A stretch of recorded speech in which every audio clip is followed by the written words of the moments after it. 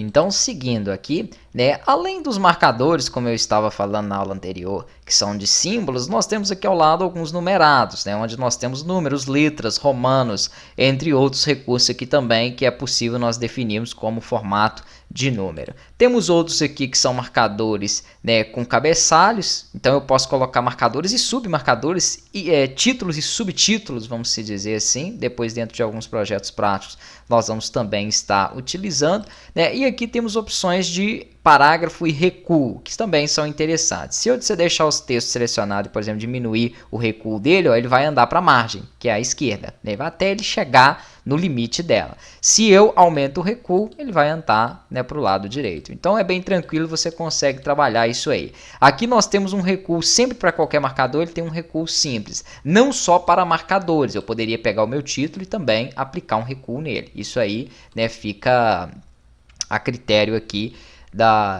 do seu tipo de documento. Então você pode aplicar esse recurso em qualquer tipo aqui, né, de item dentro dele. Ao lado aqui nós temos uma opção de classificação, né, então às vezes eu tenho alguns textos, algum item e eu quero trabalhar com classificação. Clicando aqui ele vai dar a opção de classificar por parágrafo, por título ou por campos, né, em ordem crescente ou decrescente, para que você possa organizar um documento. Aqui nós vamos ter uma opção também para poder trabalhar com, seria a seleção, onde eu posso então exibir ou não, né, mostrar ou não parte do meu texto. Quando você insere aqui, ó, essa opção, ele te mostra, por exemplo, nós tínhamos aqui o título do documento.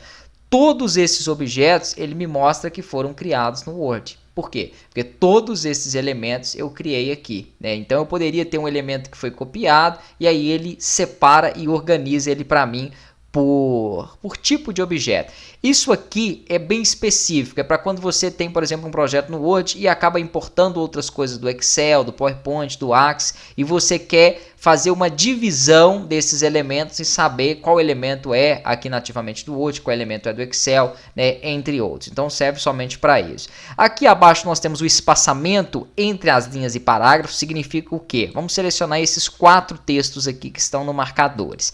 Vem aqui eu posso definir o espaço de linha entre eles, ó, aumentando ou diminuindo esse espaço. Se você quiser um espaço diferente do que está aqui, você tem a opção aqui, ó, em opções de espaçamento de linha. E aqui então você vai ter uma configuração um pouco mais elaborada para poder, né, deixar esse espaçamento menor ou maior, ok? Nós veremos também depois em alguns documentos.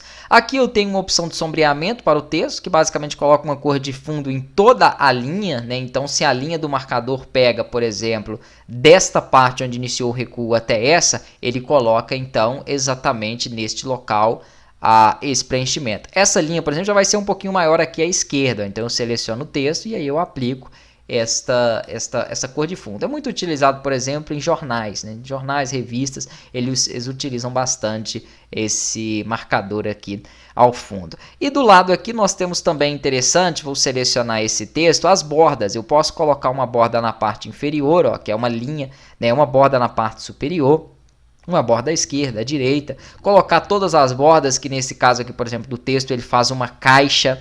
Ah, mas eu não gostei dessa borda, eu preferi uma borda na cor azul e pontilhada. Não tem problema. Se você quer algo diferente do que tem aqui pré-definido, você tem que selecionar e entrar aqui, por exemplo, em bordas e sombreamentos. Aí, assim como vários outros recursos que eu citei, ele te dá configurações um pouco mais específicas relacionadas àquele objeto. Então, vou mostrar aqui de forma rápida. Ó. Eu posso deixar a borda caixa, que pega aqui 100% por fora do objeto. Posso selecionar um estilo dentre esses que tem aqui no caso pontilhado, posso selecionar uma cor qualquer para ela, posso selecionar uma espessura aqui em largura. Ó.